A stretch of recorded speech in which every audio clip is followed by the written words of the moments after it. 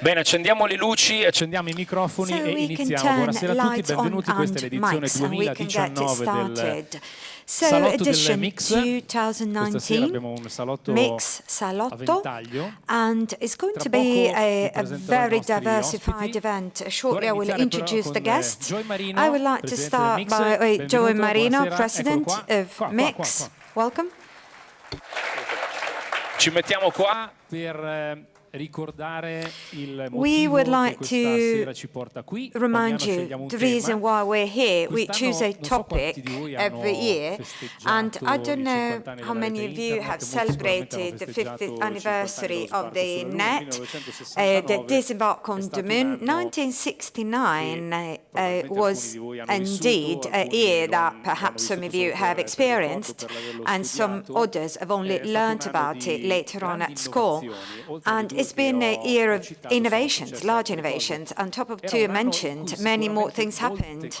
And it's been a year where lots of things were going on. If you have a passion for music, for instance, it was the year of Woodstock. Which, of course, accounts as a milestone in music. First time 747 was flying, it was a Concorde. It was a year when many things started. So, Joy, what are we talking about tonight? Well, as many things, I do expect. You should address, you should do like this, same as the aircon fan does, because you have to look at everybody. So, welcome, first of all, welcome to this venue. I hope it's going to be a nice edition, and often, when it comes to title, sometimes we don't realize who really came up with. So, Our Brave New World is a science fiction book, if some of you remember, and that actually includes a rather pessimistic vision around the future, and it was written back in the 40s. It is, of course, a provocation. So I'm trying to tease you here, honestly, a bit. And the starting point, for sure, what we wanted to start from, so 50 years have gone by, maybe a bit less. I would say that the year, for me, was very much 69. Many things happened, as you said, and in specific, I did start from a presentation, and hopefully you've seen it. Eglebert. So, demo, 1 hour and 15 minutes. We were showing the whole thing. It was 1969, and you would literally show everything. The net, the video conference, hypertext, personal computer, which was not there yet. Teamwork, mouse. How about smartphone? No, it didn't show the smartphone. We were to wait for a few more years when they came up with Dynabook, which indeed was an iPad. And so those visionaries from those years, those people looking at the future saying, now, more law, 10 years, 20 years, 30 years, we're getting there. We'll be able to increase and enhance man's brain, and man will become a superman. And we've done a lot, actually. And as you said a few moments ago, in 1969, the net was a LO, and then everything broke down. It was about to say login. This is all that happened in 1969. Then they fixed it, and then the next year they started to submit some more bits. Of course, we've done a long way through. We came up with a very complicated world nowadays, which we also take on responsibility about, because we made this up. So let's try to understand where we're heading and where are we right now, and what are the perspectives, the outlook for for the next years. And the mother of all demos, that is what I will recommend you to go and look into on the internet. You may just Google it. It's a 1.5 hour or so, because of course having a 1.5 hour, same as a Steve Jobs intro kind of thing, of course it was quite a big thing. Okay, Joe, thank you so much, and let me anticipate that we will have time for questions at the very late in the afternoon. If you have a smartphone, as I would assume you have, put it on the silent mode. We don't want to be disturbed. So let me introduce our first guest from the United States. Joining us on stage, David Weinberger. Welcome. I say something about you. David Weinberger, immagino che molti di voi lo conoscano, è un filosofo, uno scrittore. He's a philosopher, essay writer. He's been studying the net for many years and how ideas and relations, human relations, do change thanks or because of the net. And tonight he will tell us what's going on and the perspective. Yes, I will tell you everything that's going on. I will do so in English. I'm sorry, I'm an American. A little sorry about that too at the moment, but it's going to get better. So I'm going to try to make a case that I don't think is too controversial, but we'll see. Put that down. That the internet is actually getting us used to the idea of chaos. And the premise of this talk and other things that I think we may end up talking about machine learning as well, I sort of hope we do. The premise of what I'm going to say is that historically, we've tended to interpret ourselves and our world through the dominant technology of the age. So when the dominant technology were clocks, then the world looked like, the universe looked like it operated according to a few very simple principles and a lot of complexity, but you could always figure things out. In the age of steam, in English anyway, we started to feel ourselves to be under pressure and needing to vent or let off steam or spinning out of control, all of which are steam engine words. And we actually felt these things because we understand ourselves through our tech. In the 1950s, we, with incredible speed, reinterpreted everything about ourselves and our world as information, which is one of the weirdest transformations in human history. Now the dominant technologies are, I think we'll agree, they are the internet and increasingly becoming AI, especially in the form of artificial intelligence, especially in the form of machine learning. So I want to, I think it's reasonable to ask, if we interpret ourselves through our tech, then okay, how are we interpreting ourselves through the internet and how might we interpret ourselves in the terms of machine learning? And I'm only going to talk about the internet in this opening, these opening comments. Overall, I think the net is getting us accustomed to chaos, and machine learning, AI in the form of machine learning, is giving us a model by which we can begin to understand, in some sense, understand that chaos. But as I say, right now, I'm just going to stick with the left-hand side. And I do want to warn you, despite the references to Brave New World and the overall sense of doom that I think we all feel about the internet, the pessimism. I'm going to say positive things about the internet and about machine learning at some point, probably. And I know that's shocking, but I want you to know that I am deeply depressed inside. It's just I don't feel like I need to remind you, to tell you about all of the problems with these technologies. I assume that you are all living with a similar sense of depression and fear. So I'm going to talk about a couple of the positive things. So. By chaos, I mean something close to what actual chaos theory, not a mathematician, so I don't understand it, but close to what chaos theory talks about when they're talking about chaos, which is this set of things. I'm going to go through all of these really quickly with one example for each, except for the last one where I'll spend a little more time. So chaos theory says life is complex, lots of pieces interacting, often in unpredictable ways. And if you want to know how complex the internet is, or if you're not sure that it's complex, just think about the literal trillions of pages that we have produced globally for one another, almost all of which are linked to other pages, forming this vast net of incomprehensible complexity. So that's all I want to say. If you need convincing that the net is complex, I probably won't be able to convince you. It's, I think, pretty clearly complex. So complexity theory also thinks that initial conditions, starting conditions, are really important for a complex, chaotic system. If you start with two different starting positions, the system may turn out to be entirely different.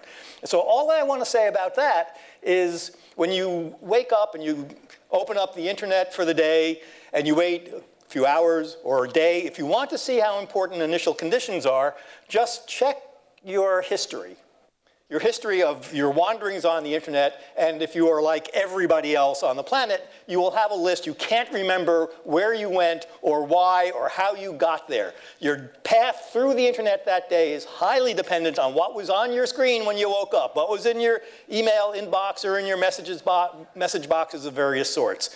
Our experience of the internet is very dependent upon the starting conditions, which is another criterion for chaos.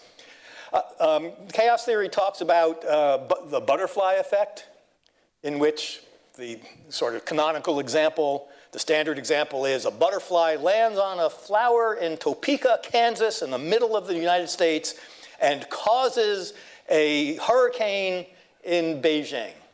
Through a series of small causes interrelated, a cascade of effects that ends up causing this out of proportion effect.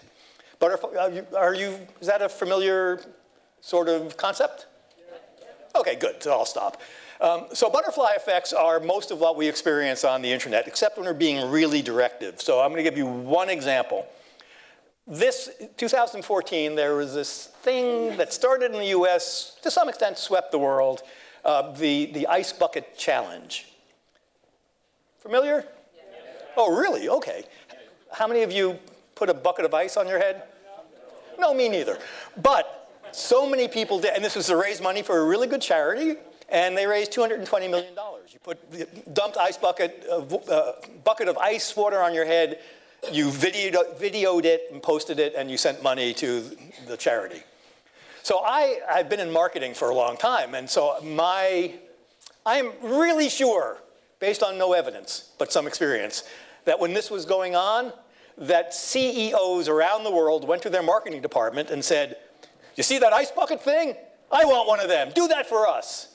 And the marketers, being sensible people, gently tried to explain why, no, they can't do that.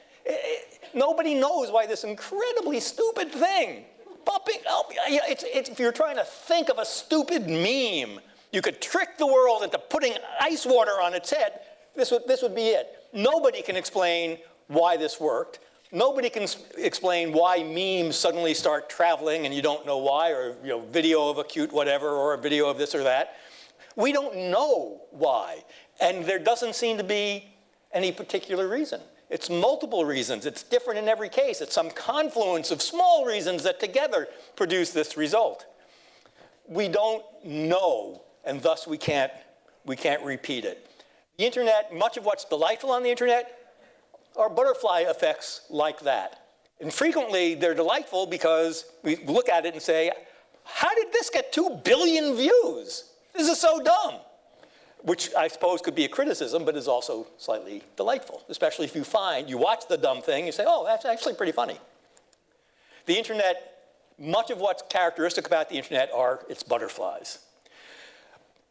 Chaos tends to be overloaded. That's not a technical term, but it is what we heard for the first 10 years of public internet life, 1990s when people started using it. The fear, the panic was over information overload. It was just going to swamp us. We'd be stupider than we were before. Nothing can stop it. We're overloaded. And from academic disciplines through everybody who curates things for a living, and more generally, there was this panic that spread to the public. But to tell you the truth, I don't much hear about people being afraid of overload anymore. I just don't run into it. People who say, oh my God, the internet is so terrible, and you're expecting one of the really terrible things about the internet. I haven't heard anybody say, there's so much stuff on it, it's overloaded. I think we've gotten generally quite acculturated, acclimated, used to the amount of overload. And not only, so I do hear, as we all do, a huge amount of justifiable fear about bad information, but that's different than too much information. Should I be stepping down? Am I blocking this, these wonderful graphics? How about like this? Because this is not embarrassing at all. Okay, I'll stand tall. Oh, I can move this way too. So we hear a lot about this, and we understand why. These are real and serious problems, but not overload. And for a couple of reasons, I think. But one is that we've gotten really good at managing overload. So we filter things all the time. We always have, and we filter on the internet, but we filter differently. In real life, for thousands of years, when you filter something, what you filter out goes away. You can't get to it. If it's a manuscript that publishers are filtering out, they won't publish it, you cannot find the manuscript. If you're a library and you are deciding which books you're going to buy, which ones you're not, the ones that you filter out are not in the library and people can't access them. That's the way filtering has worked forever, because we live in a physical world. Online, we filter all the time, but not the way that we used to. So if on my blog, remember blogs? Okay, good. If on my blog I list my top 7 favorite health sites, I post them and I link them, of course, I'm filtering, for sure, I'm filtering. But all that I'm doing is shortening the number of clicks that it takes you to get to those 7 sites. And all of the billion sites, health sites, that didn't make my blog list are 100% still there, 100% still accessible. Somebody else might link to them or blog them, show up in a search or tweet them, or all the different ways that we have of filtering for each other. We no longer filter out on the internet. We filter forward. I'm filtering those links forward, but I'm not removing anything. This is a huge difference that touches everything that we do, including our concept of knowledge, not to mention our ideas about, well, I'll give you an example. So for example, we very commonly these days, if you're going to publish a collection of stuff, you're aggregating stuff, rather than filtering on the way in, you will tend to include everything you can. In fact, it's usually cheaper just to include everything than to try to pre-filter it, on the grounds that you don't know what people are going to want. You can't tell what's going to be interesting to people. And so include it all, and then give people very powerful tools for filtering on the way out, for finding what they want and finding what they didn't know they want and getting it that way. This is a radical change in how we make stuff available, but also in the regimes of authority that grew up around the need to filter out as opposed to filter forward. This makes life overloaded, but like overload, because it means that everything we're going to need ever is very likely to be on the net. We can explore beyond what we thought we could. Okay, so the last piece is I'm going to spend just a little bit more time on.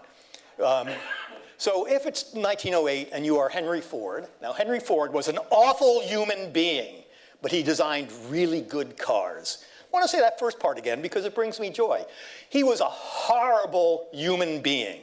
Nevertheless, so in 1908, he took a year, sat with engineers, and designed and started manufacturing the Model T. He did that for 19 years. He sold 15 million of these cars and made virtually no changes, not a change to it, not a substantial change to it, because he anticipated exactly what his market would want, because although he was a horrible human being, he was a little bit of a genius of a marketing person, a product marketing and design person. So now let's jump ahead, and it's 2008, and you're Dropbox, and you decide you're going to launch your product with the fewest possible features. You are not going to anticipate what your market wants. You're going to choose the few features that you know in your heart they want. In this case, it's you can work on your files anywhere from any computer, really easily and seamlessly. And so Dropbox followed the minimum viable product approach, which is very popular on the web. by which, that's what you do, minimal product, a minimal feature set, that people will buy, you sell it to them, and then you watch the customers. You learn from the customers how they use it, what they think is missing, what they would like it to do. You hear them talking to one another and talking to you, and you measure how the metrics of how they're using it, and you incrementally add features until Dropbox is a very full-featured product that is matching user needs because they did not try to anticipate those needs. They tried to learn from experience. Similar but different sort of example. So virtually everything that was in the iPhone when it launched had been available in some other mobile phone. That was not what drove the iPhone forward. What drove it was the App Store, which Steve Jobs originally was uncomfortable with, but then he got on board with. 21 million apps are available. Each one turns this device into a slightly different device, or a radically different device. Jobs eventually realized that Apple could not anticipate what everybody would want, and if it could, it couldn't build them. Instead, they let the world build the apps, decide what the iPhone should be.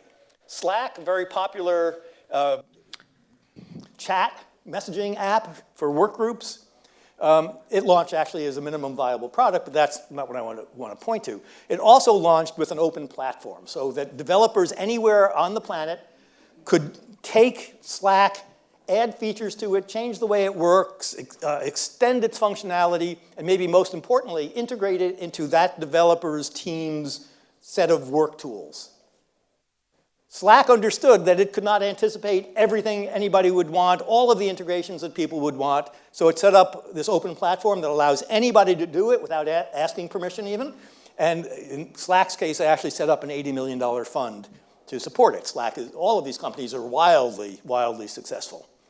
So there are many, many more examples of this sort of thing, where this sort of thing means companies on the internet that are thriving because they stepped back from our Paleolithic strategy of anticipating the future and preparing for it. Everything that I just showed you is an example of this sort of rejection of anticipation, form of an embrace of unanticipation. Let's not decide what all of our customers will want and we'll bake it in and that will be that. No, minimum features, let the users let us know based upon their experience. All of those are examples, and there are many, many more across the internet, including open access and open standards and agile development, et cetera, et cetera. All of these are ways of succeeding by not anticipating, which is a huge change in our culture and in the history of cultures. We have always tried to manage the future by anticipating it. It's almost as if we've spent, as a global mix of cultures, we spent the past 20 years trying to make the world more unpredictable. And it's not like we did that. It is exactly what we've done for 20 years in form after form. We've tried to make the world more unpredictable because there is so much advantage to us in that, as users as well as companies. I'm going to point to one large-scale sort of implication I think this has. We have forever thought about the future. We think about the future in many ways, but one of the common ways is that we think about the future as a set of possibilities. Those possibilities, the further out you look, the more the possibilities are. But as the future approaches, those possibilities sort of drop away until the moment of the now, when there's just one. And our age-old technique has been to try to anticipate what the possibilities are, pick the one that benefits us, and then try to narrow those possibilities down so the one that actually happens is the one that we wanted. And we've gotten very good at this. We're never going to give up on it. But over and over and over, the lesson of the internet has been that we don't have to just do that. We can also succeed, we can flourish, we can thrive in business and culturally if we try to open up more possibilities, if we make it possible for everybody in the world to create new features, create new products, to change the way a phone works. If we can open up more possibilities, we're addressing the future very, very differently. And that's what I think has been happening. We have been learning, and I think it's getting deep in our bones now, that we can succeed by opening the future rather than trying to narrow it. This is, I think, a big change for us as a culture. It's a different idea about how the future works, where the imperative becomes to make more future. So, I'm done. My point is that I think the world's always been chaotic. It's always been chaotic. The internet has, by living on the internet, by succeeding and thriving on the internet, by enjoying the internet, going onto it voluntarily because we like it, which I think almost all of us do, as well as dreading it many times, we are now able to see the chaos because the internet makes it visible and makes it profitable and rewarding monetarily and also personally and culturally. It lets us thrive on that chaos. And so now the chaos that we've always lived in becomes visible to us. And so I think that the internet, one of the effects, and I think it's a positive effect of the internet, is to let us come to grips and appreciate the value of the chaos in which we have always lived. Thanks.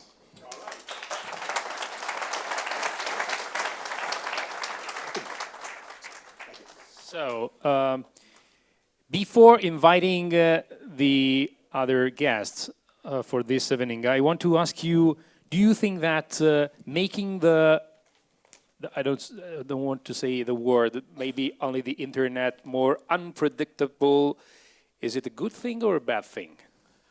Primarily a good thing. Oh, you want more than that? Why? Why? That's a reasonable question. For a couple of reasons. That human thriving has always depended upon unpredictability, whether it's in a conversation, which we are about to have, which is unpredictable. If it were predictable, then it would be boring and pointless, and we wouldn't learn anything because we already know what we're going to say.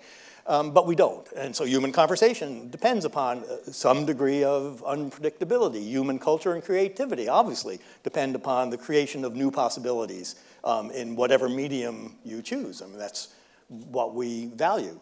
There are, of course, severe prices that we pay for unpredictability as well, because not everything that happens is good. And being able to foretell when some sorts of bad things are going to happen, that's pretty valuable when we can do it. We can do it less frequently than we think we can, but we like to be able to do that. That sort of predictability is not necessarily incompatible with the sort of unpredictability that we build as a culture because we find value in it. It's also liberating. When things are predictable, that's what Brave New World is about. It's putting people to sleep with Soma, the drug that makes everybody happy, in a perfectly ordered, in some sense, totally unfair, inequitable society. But things are predictable. You don't have to worry. Everything's taken care of. That's not sure, that's nice and safe, but it's not a world I think any of us choose to live in. That's why it's dystopian, as Joy points out. Okay. Just to say something for our conversation for the next hour, more or less.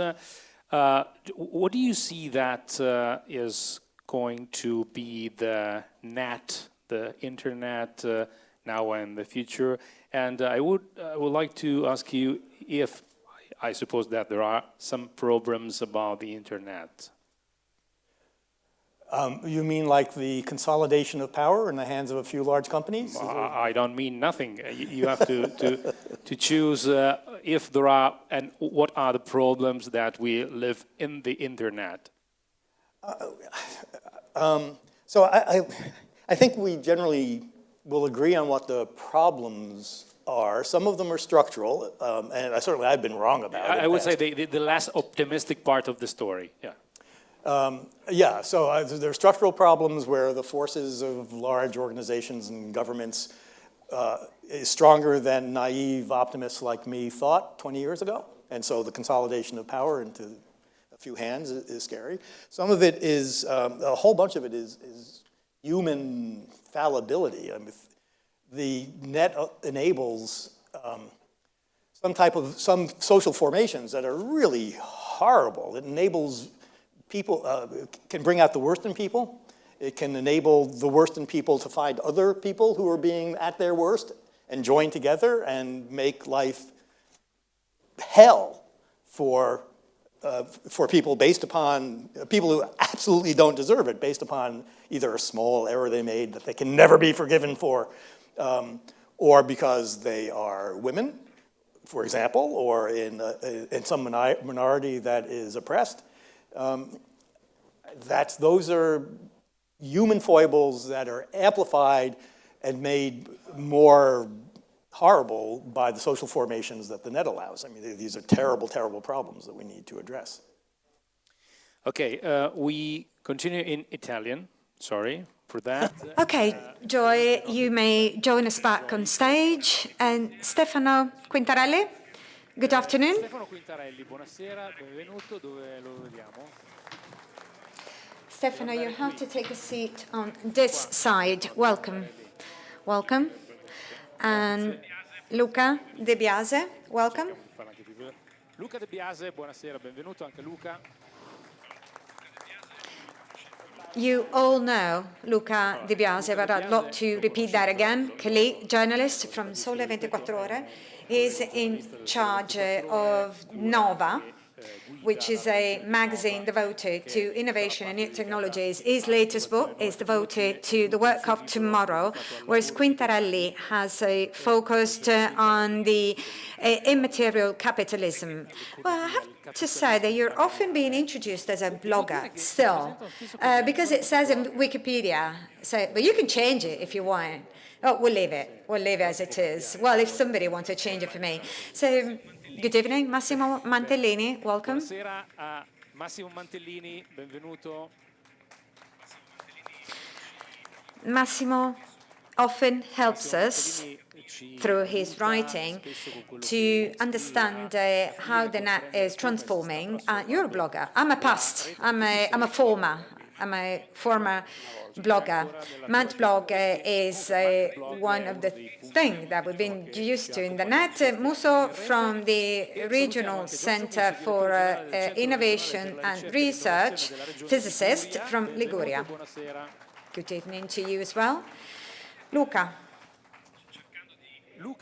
in your view, if we try to consider the good side as well as the bad side of the net, what are the key issues nowadays that we're experiencing, considering these past 50 years that we have lived, starting from 1969? Well, this guy here making me laugh because he keeps saying that the problem is all around the traffic. You know, quoting Roberto Benigni movie, the problem is the traffic. So, well, we are indeed asking where do we come from and where do we head to. What I can answer is that what is not changing with the internet is that you keep learning. There's always some learning going on. And recently, I have learned a word that I was ignoring, and that it was manel. Manel is a panel made of men only. Is a men-only panel called manel. I have to testimony that Joy, he made all of his efforts, and it wasn't easy at all to have a women guest on the stage for many different reasons, or perhaps those who were invited could not join.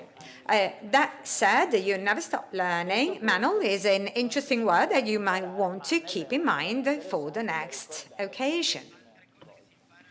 Other things you may learn about is that every time they tell you that there's new thing changing everything, well, perhaps it's a single thing. Most likely is a single thing. Because there's nothing that really by itself can change everything. What we're experiencing today is again a new era of speeding up acceleration. Perhaps it is the acceleration of the acceleration, as the digital has enabled the acceleration of science. The acceleration of science, and science enables the acceleration of innovation. This type of thing in AI is particularly clear, and it makes it difficult to interpret the changes because they appear to be so big, so total. Then we are astounded when we find that in history things are more complex. The complexity David touched on is comprised of several things, including several dimensions of the historical time, whereby we have to also realize, when we start a marvelous story like that of AI or the internet, that it doesn't change everything. For example, the logic of power doesn't change, or the logic with which you accumulate financial wealth or immaterial wealth, as Stefano would term it, don't change. And if the incentives in the platforms or enabling systems are not conceived in view of things we would like to change in terms of logic of power or of wealth accumulation, these logics will continue to work and generate a huge amount of accumulated wealth or power, or big reasons to be concerned for all those who believe that in these powers and in this wealth there is a fragmentation of the economy that risks becoming unsustainable, especially in some countries that, in any case, find it difficult to move on for internal problems, like our country. So, if this is true, I believe that right now the issue is that we have to interpret this further big acceleration that we are going through, that is human, that is an expression of mankind. And we should also wonder how this allows us to better understand what humans are. Every time we say that technology runs out of control, it means that humans do so. And so we wonder what we are becoming, and how we can expand our ability to think, to encompass complexity, or to live complexity smartly. We should encompass it. We should live it in a smart manner and go through it by linking it to valuable elements that last longer than these big innovative accelerations, and that continue to be what we really want. I mean, happiness, living together with the others, with good quality relations, and then cultural identity, sustainability, the environment, a better environment. This is our task for the coming years. Of course, we have AI and all the rest, but unless we connect this with some strategy in order to positively and happily address climate change, for example, most likely somewhere we are making a mistake. Massimo Mantellini, what concerns you more about what has changed over the last years and that you've seen change over the last years? Mi collego un attimo a quello che diceva Luca. I would like to go back to what Luca said.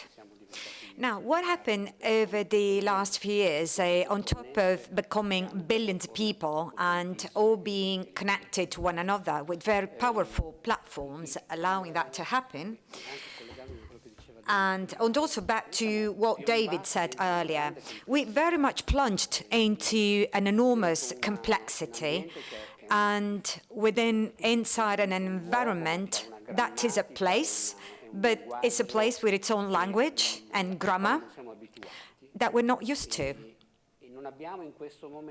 And as of now, we don't, meaning mankind doesn't have enough tools to manage that effectively. When we listen to criticism around the digital environment, and as Weinberger, I've always been very optimistic, but still, criticism, of course, is appropriate. I mean, it has to be there. And it has to do with that discrepancy, which I've mentioned. So we are in a very complicated, complex environment, but we're not that very good yet at managing it. Some people have adopted a metaphor, which I kind of agree upon. This is a digital ancient history, if you will, because only 20 years old, if you think. And over the last 20 years, we have just learned to orientate ourselves and understand what the filter is, as Weinberger said earlier. But it is not to be taken for granted. And the result is that most of people surfing the net is because perhaps they ended up there somehow. In Italy, every single day, 30 million new Facebook profiles are being used, and so within such a sophisticated environment, we're still very coarse. I mean, we're very rough and clumsy because we had very little time in learning how to use it. And much of the criticism around that is very much the result of this asynchrony, if you will. It's like we were in a huge library with lots of spaces, and we don't even know that that is a library. And because we can't get out of that, obviously, because the most banal criticism is just turn it off. I mean, just remove Wi-Fi, just keep chatting to one another. This is what people say. Well, of course, that doesn't make sense, because now the net is part of our life. It is our contemporary world. We have no different options, on top of perhaps being educated to such complexity. So, for many years, we've been stressing around the education, digital education, which is becoming even more important than culture itself. Some 10, 15 years ago, I was writing that the crucial problem in this country was infrastructure. So we were poor in delivering infrastructures. And then the minute we started to deliver good infrastructures, but we were still very down in the ranking, a not too smart person like me understood that perhaps the problem was elsewhere, was not infrastructure. So the one thing that we can envisage, perhaps, is becoming literate, literally,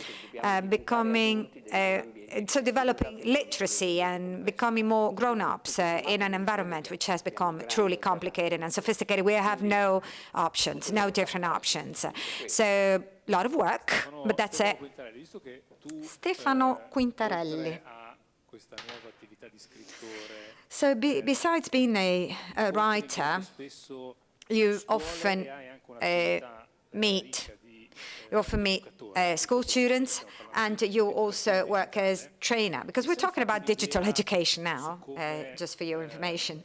So any idea on how to bridge this gap? Or speed is such that we still struggle. I mean, we'll still struggle to get educated because we understand one thing and there's the next one still missing.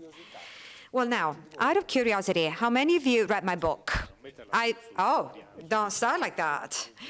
So just raise your hand. Is Immaterial Capitalism easy to be found? Now, because the marginal cost of a new copy is 0, you will give out PDF copies to everybody. I know, well, the publisher wants his share as well, so I can't do that. I just wanted to understand, how could I deliver my message? Very bad. Few hands. Non so da che parte cominciare. I don't know where to start from. Well, you may start from page 38 if you want. So if you get a native from Africa or from Australia, you put it in Times Square, okay? Of course, he's overwhelmed by what he's seeing. And think about something leaving the Amazon area and being amongst cars and skyscrapers and lights and pedestrians, police, noise. Now, if you take my daughter to Times Square, she'll say, well, cool. And of course, she knows how to decodify all that. So, problems, issues that we encounter are being defined as such because we come from the past, but those who are now living with it doesn't see it as an issue. So the thing is that we have to educate the older people, not the new one, no, not the new generations. You call it issue because it is an issue for us. If they throw in a swimming pool, you don't know how to swim, that's a problem. If you know how to swim, that's not a problem anymore. So what I'm trying to say is that we are definitely in a so-called transition generation because we've experienced the past and we're now observing the present, where some people are only experiencing the present, don't know about our past, and this presence is something that they're very confident with. See, my daughters, they don't have a clue about what we've experienced in the past, so the problem is more transitioning from past to present rather than what we're saying. So perhaps we should tell them a number of things relative to the institutions or why things are in a certain way, because they do actually ignore it. And consider now the electronic voting system. And that is obviously obvious for a young person, for a youngster, because he doesn't have any clue about what was happening in the past. I mean, the way we used to vote in the past, because there's missing knowledge about how would the institutions work and so on. Now, two landscapes, so current versus past. Now, I don't want to say that current times are going too fast, but let's say that we should tell them, the people from current times, what are the values that we've experienced established in the past. And that is, for me, a point number one. Another aspect, which is still crucial for me, when we digitize an activity, the rules of the game changing. And that is written in my book as well. So the rules of the game are changing, and of course, in the non-materiality anymore of the activity, of course, the margin cost is zero. And the digital moves as fast as light, of course, speed of light, because work efforts is made by computers, and computers escalate in so much quicker, not even to be compared to what humans can do.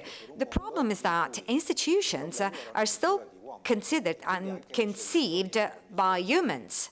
So, of course, they were all men-driven, men-centric, and so on. So, of course, we do have a body of laws and norms and regulations. The problem is, how can you possibly apply it when the magnitude is becoming so much bigger and so much faster? So if you consider common law, when there's a principle and the judge applying it, it's much more difficult to apply it versus civil law, where actually norms are dictating and you need to decodify all of them. So that's the issue, to me, in my view. So, well, two sides to it, if you will. One is not, oh, see what happens, we have to change it. No, that's the normal times. People are happy and confident. But let's remember they ignore part of the past, and it would be useful for them to know. Why is that? Because institutions are still man-centric in a much slower world. So we should consider mechanisms which are fit for purpose, for sake of institutions, where actually things would go at the speed of man. Is no longer the case. It is a speed of machine nowadays. So part of the rules and codes and so on shall be changed. Not the principles, of course, but we need to adjust them in terms of scale and speed. And there's a problem still in what you're saying, perhaps so educate them to the world of the past. When we try to educate younger people to the world of today, or at least we tell them, oh, turn off the Wi-Fi, shut it down, try to chat with one another, you're actually making a judgment because you're talking about the good old past, but the good old past is past. Back in 1300, would say, of course, the past was always way better than current times, and we're still experiencing that. It's been 1,000 years that people have said that. But now we're going at a different speed, and we should not just believe that the present is evil because it's alien to us. We should educate to the values of the past, current people, younger generations, and adapt the institutions. Not so much from principle-wise, because my professor of philosophy used to say, after Greeks, nothing else has been invented, what ancient Greeks have came up with. So that is my thought. I mean, the challenge is all around the scale and the speed. But I would like to ask to Luca about the public debate, which, in my view, is so crucial. And I believe there's still very little public debate on press and newspapers, and because we're journalists, within politics and in other institutions as well. So we're talking through AI, but that never becomes mainstream, or am I wrong? Well, a lot could be said around this, and the very first phenomenon we have to tackle is how the concept of public debate is changed and the context where such a public debate would take place.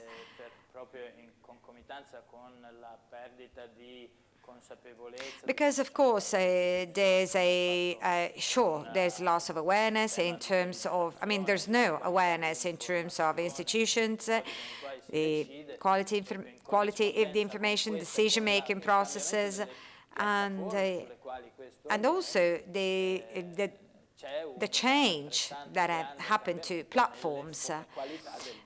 But there's also major changes happening in the type of public debate, and that is the very key aspect. It's a very interesting topic, in my view, as it has, of course, led to a number of problems.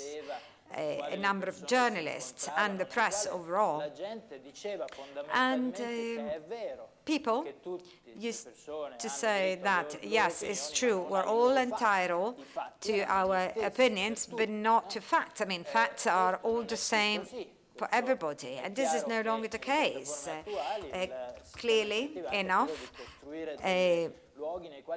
on current platforms, we do make it possible for people to meet with one another as long as they share common goals, or perhaps they like the same things. So, and everything else that comes from the outside is being rejected.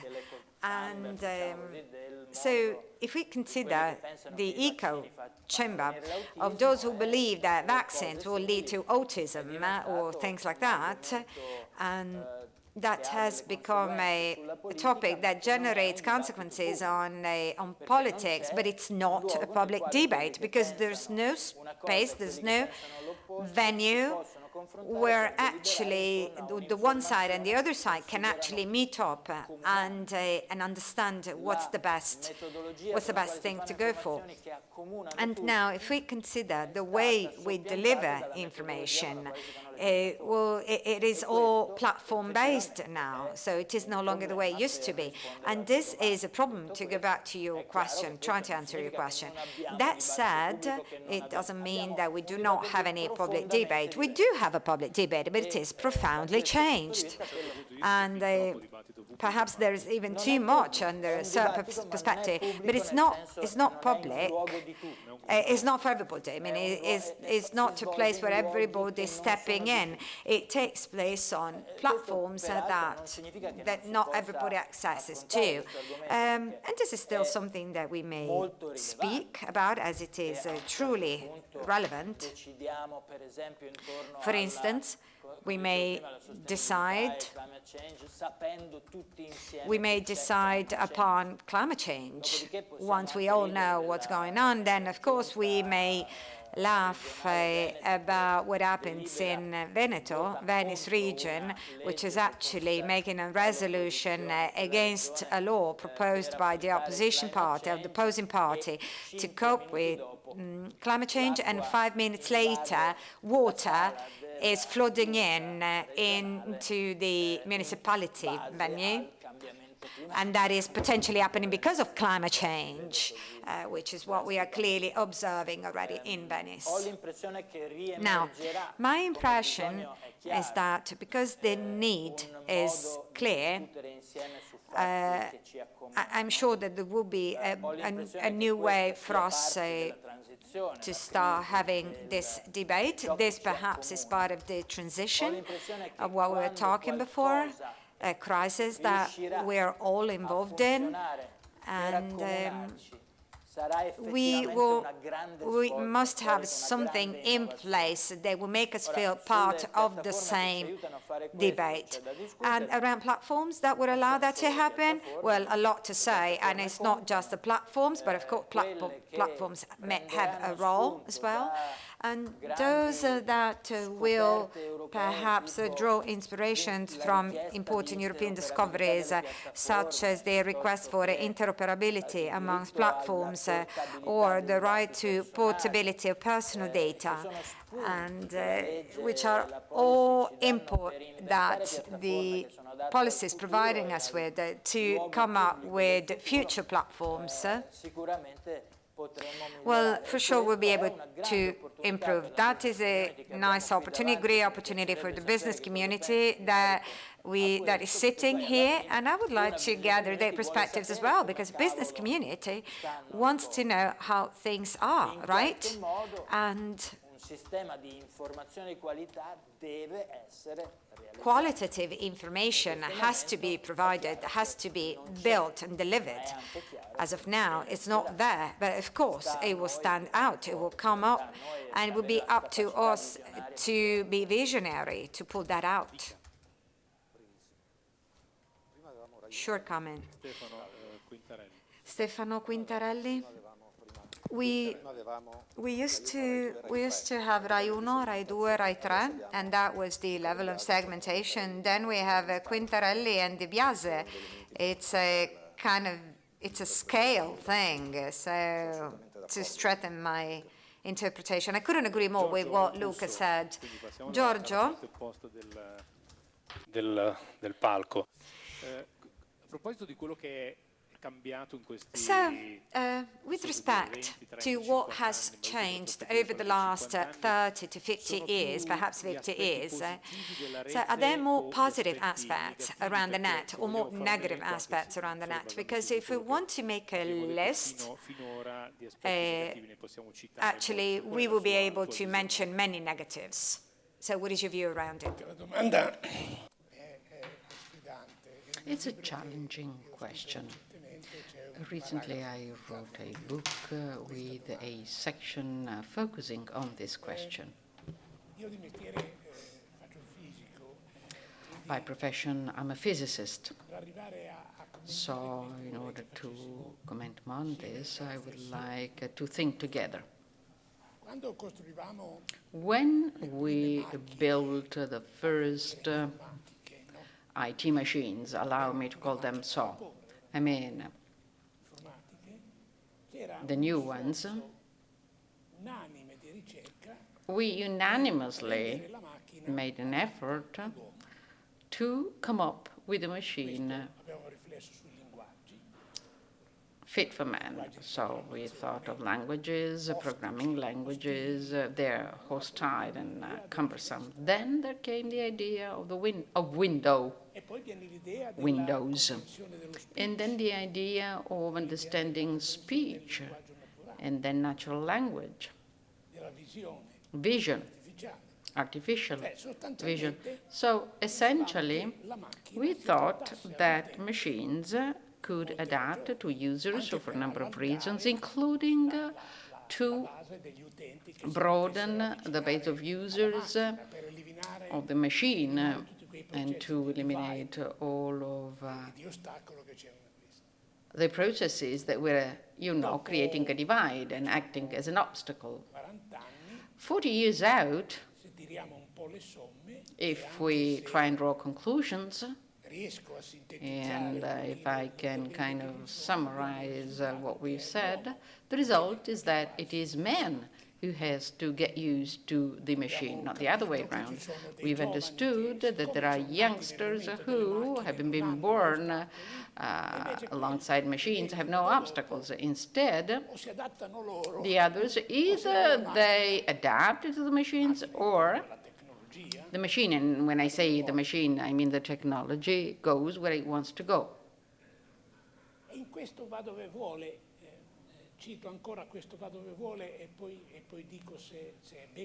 And then I'll tell you whether this is good or wrong. And I'm speaking as a physicist. I observe. It's as if we were still waiting for the time when men, after this interim period, will dominate technology again. As used to be the case when we said that technology and science are neutral. And then it depends upon how you apply it to understand if it is good or bad. And we have examples.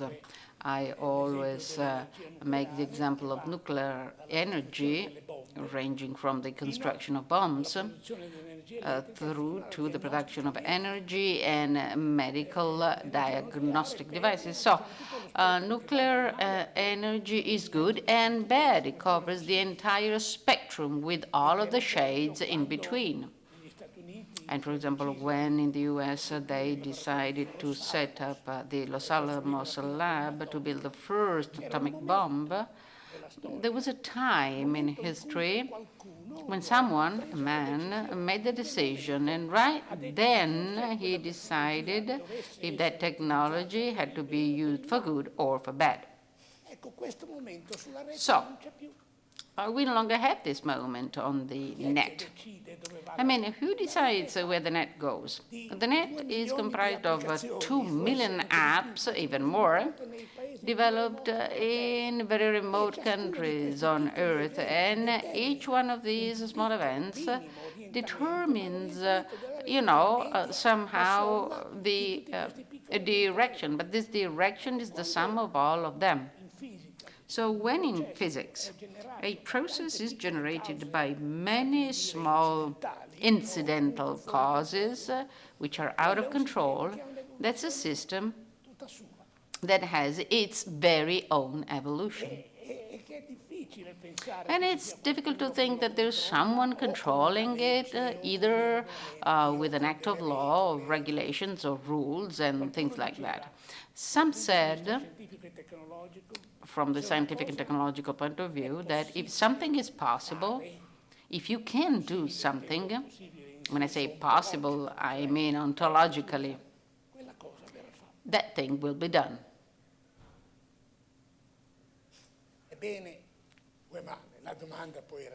And this was the question, bad or good? So, if we want to answer this question, in our capacity as scientists, I mean, it's not an act of faith. Because you don't question acts of faith. But if you say I'm pessimist or optimist, well, these are simply two different points of view. Oh, by the way, I'm not a soccer fan. At times I talk about the two soccer clubs of Genoa because I'm based in Genoa. But I mean, how can you say if it's good or bad? We don't know. So, is it good or bad that we no longer have some jobs of the past, like some jobs that were created and died in 20 years, like, for example, radio technicians, radio engineers. There were schools. These persons, radio engineers, were technologically advanced, but 20 years out, this job is no longer in existence. Do you know any? No way, because we no longer have the radio sets. I mean, we have one in our pockets, but that's a mobile phone. But no one repairs the radio sets. Is it good or bad? We cannot say. In this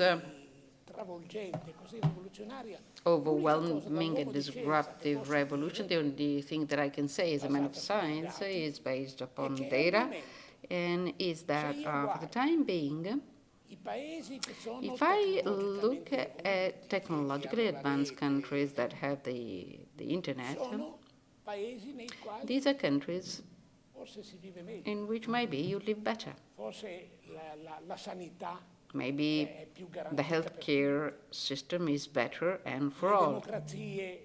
And democracies are slightly better in technologically advanced areas. But this is all I have. But if you ask me, these benefits, are they due to technology or is it a simple correlation?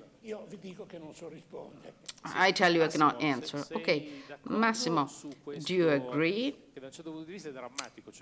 on this trend of the net, if we want to stick to the net only, because it has its own direction, its own avenue, and no one, neither states nor companies, can drive it? Or, as a matter of fact, there are those who, including through innovation and by innovating services and creating new services, can drive this trend. I'd like to go back to what De Biase said at the beginning, i.e., maybe the main defect of analysis that we've had over the last 10 years when the internet became a material, including in daily communication with shopkeepers, for example, is that it has become a phenomenal alibi all of a sudden, because many of the defects that we've had over the years have all become related to digital environments. It's as if we had forgotten how we used to be, because now we have a totem. So, if you look beyond this thing that gives us peace of mind because we've found the culprit, we may realize that this is not so. And that what we're going through in these days with this acceleration in terms of speed and pervasiveness is simply the human being of the past that behaves as he used to do, but with different scales, but all in all with behaviors whereby when we want to say that technology is guilty, we do so. Once it was more difficult, we blamed the opposition party or papers.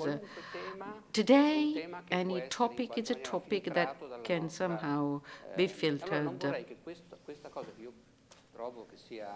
And I think that this is common on all levels. Technologists do this, journalists do this. They've been doing this for the last at least 15 years. I mean, we have not invented pedophiles. I mean, there used to be pedophiles, including in the past. It's as if terrorists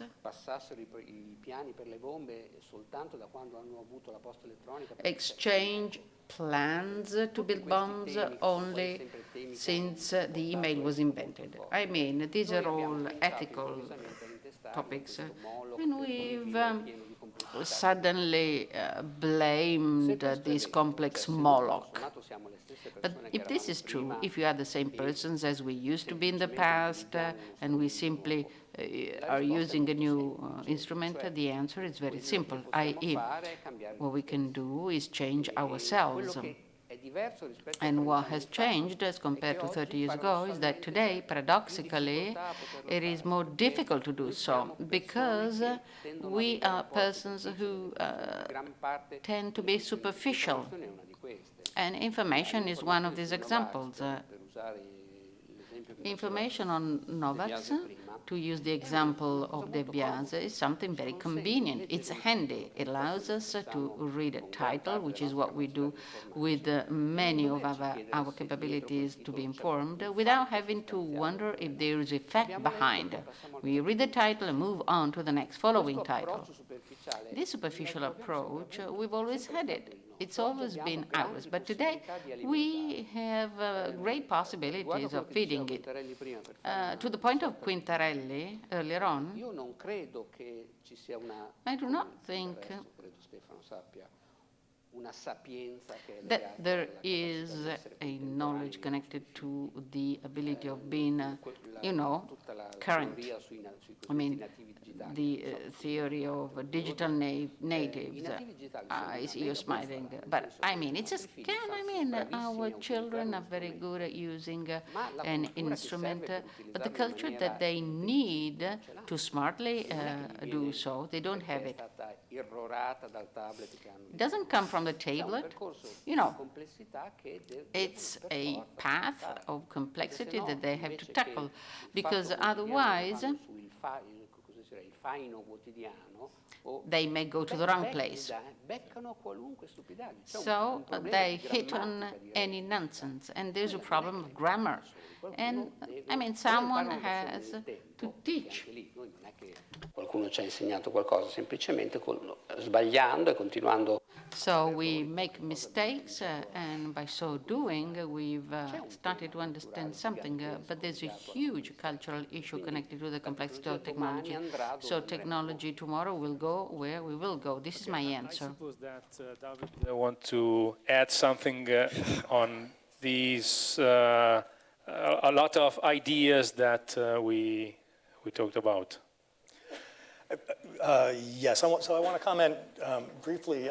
There's so much going on here. We have time. Oh, really? You don't want to tell me that. A lot of time. Yeah. So I want to comment on this side of the conversation quickly. And I think I'm agreeing with Luca, and I hope so, because we've been friends for 15 years, and I've learned that when I disagree with Luca, Luca turns out to be right. So I hope I'm agreeing with you. But also with, so here's a quick remark and then a longer one about machine learning and the ethics of technology. Wait. No, we're not going on machine learning, but we are more or less there. Are we more or are we less there? Should I hold back on the machine learning piece? Yeah. Okay, so this will be very fast. Hold on for some minutes. Okay. Yeah. So I have a much briefer remark. So we are, as to the question of where the public debate is, I completely agree. I think it's sometimes helpful to think about this in two ways. First is that we are engaged as a culture, and as many cultures and broken fragments of cultures. We're engaged in a great sense-making. We make sense of things together. We've always done that to some degree, of course, but we'd have mass media that was giving us a set of narratives and the like, and many of which were extremely well-founded and valuable, still are. But now we are doing it for ourselves. We are joined together, making sense of what we hear, what we learn, what we love, what we like. It's very messy, and it's often completely incompatible. This does occur in echo chambers frequently, and that's a term that everybody's familiar with? Yeah. Okay. So I want to say something briefly about echo chambers, because if an echo chamber is a set of people who agree with one another and are talking with one another, engaged in conversation over some period of time, and they are filtering in new content, new ideas, they're sending links around and the like, and discussing them amongst themselves. That's an echo chamber, and I think there is reason to believe that they tend to confirm their own beliefs and maybe to move those beliefs further to the extreme. So that's my understanding of an echo chamber. I think they're 100% real, and so I'm going to be optimistic again. I'm going to assume we all have concerns about echo chambers. But the climate change deniers, I'll just switch from the anti-vaccination people for a moment. The climate change deniers are in an echo chamber, and they're reinforcing it and the like. But so are the climate scientists. They're in an echo chamber, because all of human progress is built incrementally upon a set of beliefs that some community holds to. They don't constantly challenge their beliefs. The climate scientists are not every day starting out a conversation saying, Well, are you sure you believe in science? Are you sure that you want to be evidence-based? Or, yeah, let's start over. Because we are rational, we need to challenge our beliefs. That's not how it works. It's not how it ever worked. It wouldn't work that way. The Enlightenment idea of conversation is not only a fantasy, it would be we would make no progress if that were the case. We wouldn't make nearly as much. Progress is made by people who iterate small differences among people with whom they vastly and basically agree. And when it's climate scientists, we like it. We want them to not have to constantly be spending their time talking to deniers, because it's a waste of their time. We want them doing the work of science, which they do together based upon a broad base of agreement that is not generally fundamentally challenged. So are the deniers. But there's two differences between the two groups, because I do not mean to make a moral equivalence. The deniers, I'm assuming we all agree, the deniers are a real problem for the future of the planet. So one difference is that the scientists do have a methodology that allows them to dispute fundamental beliefs, and they can be brought to that. It's very rare. It's a scientific revolution. But they are open to that, even though they're working. The way they work is to iterate on small differences. And the famous book, The Structure of Scientific Revolution from 1963, was pretty much about that. And even though it was hotly disputed at the time, I think there is a fair bit of agreement that, yeah, scientists when they are working out of a paradigm that they agree upon until there's a sudden paradigm change. So that's one difference. I think the more important difference between the echo chambers of the deniers and the climate scientists is, this is pretty subtle, so I hope I'm able to make this point. The climate change deniers, they're wrong. That's the problem with their echo chamber. It's not that it's an echo chamber. The problem is they're wrong. And that's an issue that's addressed by, I'm sorry, I'm trying to look at Massimo. I'm going to fall out of my chair doing it. That's an issue that's addressed by education. Right? It's not the form of the echo chamber that's the problem, because that's how progress is made. It's how every conversation we have is held among people where we find something we agree upon. In the United States, if you're at an event like this and you meet some new people and you want to start a conversation, I think Italians do this as well. You sort of look around, you test out little differences that don't matter. Maybe it's sports, or maybe it's about movies. These days, it's probably not about politics, because that gets ugly very quickly. But you try to find some little difference, because conversation occurs on a ground of agreement. That's how knowledge works. That's how we learn things. Knowledge is bringing things into coherence with an established framework, an established understanding. That's how understanding works. That's why conversation works that way. And that's why forms of the echo chamber as a form is not by itself bad. The problem is some echo chambers are dangerously wrong. That's clear. Luca, prima di andartene, perché tu ci lasci un po' prima. Luca, before you go, I'd love to ask questions, which I'm also asking everybody else.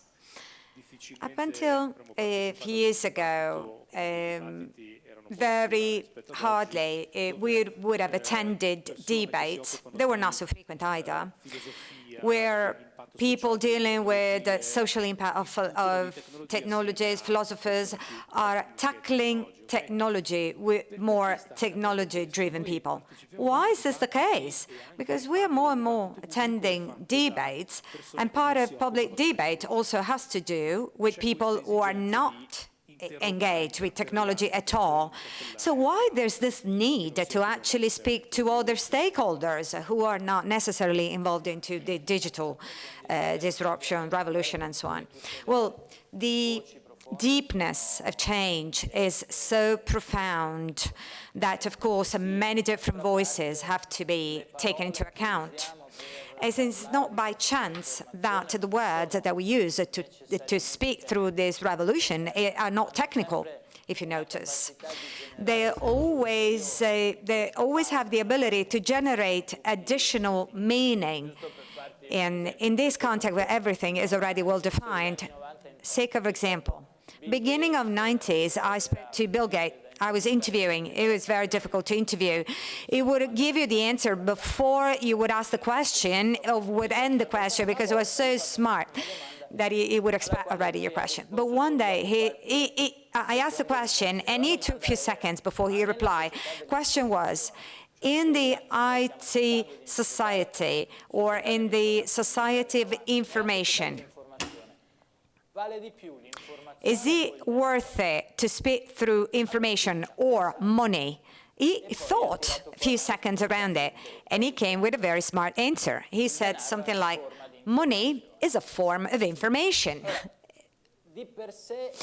Well, let me say that I do understand, first of all, that he's got a wealth of more information than I do. That's point number one. And second, is that the boundaries, cultural boundaries, are very much fragmented to the point that we don't just call out to multidisciplinarity, but it's a brand new way of redefining knowledge. So it doesn't have to do with specialties only. Those specialties become even deeper, but they can only work out well if they are able to connect to the others. So, this is the reason why we have to speak to many different types of people. This is why diversity is important. And this is why I'm leaving this chair to the woman guest who will soon join us on stage. She's been invited to replace me by Joy. This type of diversity is the very strength of this era. And I firmly believe that this is something that we should consider in an optimistic fashion. We are now 7 billion. Where my great-grandfather was there, we were right above 1 billion, below 2. My father was there, 2 billion. I was born, 3 billion. My son's 5 billion. My last son, we're 7 billion. That's the thing. That is mind-blowing. But you had a very, very late son. Do you feel responsible for that? Partially, I do. Yes, I do. Luca, grazie. Buona serata. Vi lascio, scusatemi tanto. Grazie. Thank you so much. Apologies for leaving. Thank you so much for the beautiful opportunity. Joy, hai una tua risposta a questa domanda? Joy, I would like to ask the same question to you. So, why this need to connect and intertwine more contents, more topics, and more specialists? And that has to do with the net as well. So is there an open debate as to the why we need so many answers in a moment where we understand very little to some extent? I don't perhaps have the right answer to this, but what I've heard from Luca is very much adorable, is delightful for me.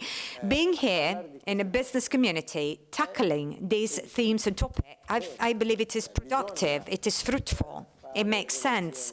We have to network transversely, and we are in a twofold complicated world. You have to deep down to do something, to deliver something that is valuable, and to allow a company to carry on, or society, mankind, and so on. But at the same time, we have to look around. We can't just be in a silence and being square-minded and not taking into account what happens in the society, what happens in the economics, and what's the ethics out there. So I don't have the answer, actually, to your question. My thoughts as I was listening to everybody else. First of all, my hair is grey, and we all have kind of same color, so we're not a good sample perhaps on this stage, because what we think is not exactly the same of the daughters of Quintarelli, for instance, or the native digitals, if you will, our children, generally speaking. And then back to the very way we started. We made the world very small. We have eliminated distances, which is good from one perspective, because the gap that was existing between the most advanced and those that would live in the Amazon some 50 years ago, when man was on the moon, was far greater than what it is right now. So we bridged the number of gaps. The world is small, cultural gaps, and even the opportunities between the wealthiest, richest American ever and the poorest in Guatemala is not as wide, is not as great. What hasn't changed is our biology, because we are still individuals who are not able to manage complexity. And we can perhaps remember 5 things at the same time, not even 7. We do need help to manage complexity. And this super speed world is almost unmanageable. And it's always been the same from the Stone Age today, if you think about it. How have we tackled that to date? Well, we've done it through abstractions. So either through abstractions or I would even say there's a word that Stefano used to refer to, liturgia, liturgy. So to develop procedures and to provide some discipline, to do algebraic, in the algebraic fashion. So, and we are used to think the least we can, and this is how we avoid complexity. Stefano? Well, liturgy helps. Liturgy helps. I like liturgy. Also, it is repetitive, but not too much, and it's not over-repetitive, but it changes every now and then. Still, I do have doubts, as I understand that the world is getting more and more complicated, and so we need to ask for help, also to those people who are working within a multidisciplinary environment. But sometimes it sounds like a vain attempt to understand something that we will never get at because they're too complex for us. No, you didn't get the question? It's too complex question. Yeah, maybe I should rephrase. So we are perhaps looking for answers that cannot be provided, to speak loosely. Well, I gave up looking for answers when I understood the Gelo theorem, and I understood that I could not get everything, and somebody else will do that for me and will explain it to me. Well, we do have machines helping. Come on. Machines allow us, well, the very definition, because we're getting to AI shortly, but the definition of intelligence has changed over time. If you consider before calculators, a smart person could do a number of calculations, and nobody now would do certain complex calculations on paper, and we still believe that person to be a clever one. Or let's say you were budgeting with paper, on paper. Nobody is budgeting now unless you have a gold-safe Excel spreadsheet, and if he does that, it's not that he's less clever because he's using tools. So the more you go forward, the more boundaries are different, and we need less cognitive intensity for a number of things, and the space opening up for other things. I believe that individuals change also from an anthropological viewpoint. And I'd love to say something to Weinberger. Our dinner are always very fun, and I'm pretty sure, I'm firmly convinced that native digitals exist, as well as native drivers. So any of you knows how to start a car if it stops in the street? Nobody. And this morning I went to a doctor, and we were all panicking because the printer could not work. So they were calling technicians, so 20 minutes. Physicians were stuck because the printer would not work. So who can operate a printer? So the complexity is such that there is somebody who knows how to do that, but that's it. And our children, they look at the world with a level of abstraction which is very different from ours, and they are radically different. When it comes to a technology, for instance, I mean, when we open the sink, for instance, are you surprised of the beautiful work that aqueducts and pipes are doing and how the heating system works. I mean, because you get warm water, well, you just get very upset if you don't get hot water right away. But there's a whole world behind it. Technology, when it becomes mature, it disappears completely. And people using it are different from those who knew how to touch an engine, how to fix a sink, and so on and so forth. So native digitals exist, and they know nothing about what is underlying.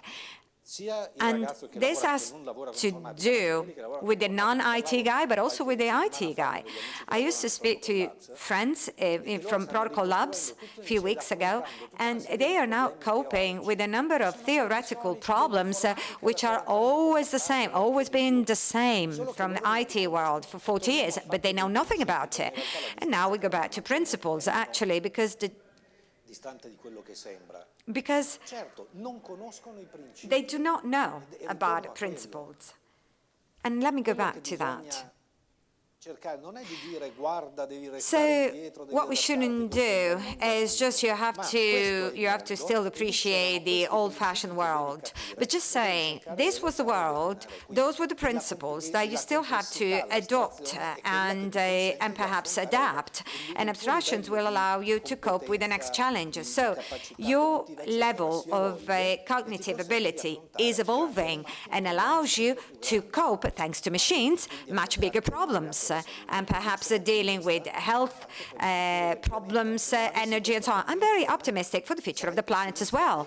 If I wasn't positive about it, I would be pessimist, but I'm indeed very optimist. I don't know whether I should be optimist, to be honest. I read through the 17 goals from the 2030 agenda around sustainability of the United Nations, and I got a bit scared around it.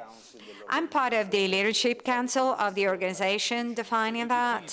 So goals, yes, there's 17. Well, of course, I couldn't agree more. But if you realize what are we doing versus those goals, I mean, we'll never get there. Well, that requires for an entire different afternoon. Perhaps after dinner, we'll speak through that. Massimo Mantellini, would you like to say something? Or no, I can't say anything on top of what Quintarelli says. They're so stubborn. And but back to the question you asked. What was the question again? Well, I do realize that because more and more in panels and conferences, often we speak through technology. We're supposed to speak through technology, and then you speak to somebody who doesn't have to do anything with technology. So my question is this useful? Or perhaps it's because we're not getting a thing, and there we're calling philosophers and these people to tell us something about it. Now, let me say something bad for people here. I do believe that the problem of technology is a cultural problem that has very little to do with technology per se, and it hasn't been the case in the past. Let me speak through telcos example. Telcos, for a number of years, perhaps for decades, they were just they were just allowing us to speak through the landlines. So their task was that we could speak through the landlines, and some people know what we're talking about here. Of course, that's why it's relevant. And when they started to connect us to the net, their function, and I worked for a telco company for many years, and every time I could, I was trying to speak and to say this, but they were very puzzled every time I would engage in this conversation. The thing is that the mediator, the telco company, they have a different task. They used to have a different task, cables-wise, and what is now is a more of a cultural task, because the minute I'm using this service you're providing me with to be informed, to become educated, to be connected with people in a much broader sense, and even to inhabit so-called digital locations, well, your role is crucial. And even if this is not the case for everybody, well, at least that is changing. So you're becoming an intermediary with the huge cultural burden that you have to take responsibility for. And this is why the more stakeholders that need to step in. And one more thing. When I started to write in the net, I used to write on a technology newspapers that used to be called Informatico. It's still there. Yes, it is still there. And that was the very first experiment, successful experiment of digital communication. And I used to write about topics that I would be interested in. So the digital culture, well, nobody would tackle that. And comments were, what was that?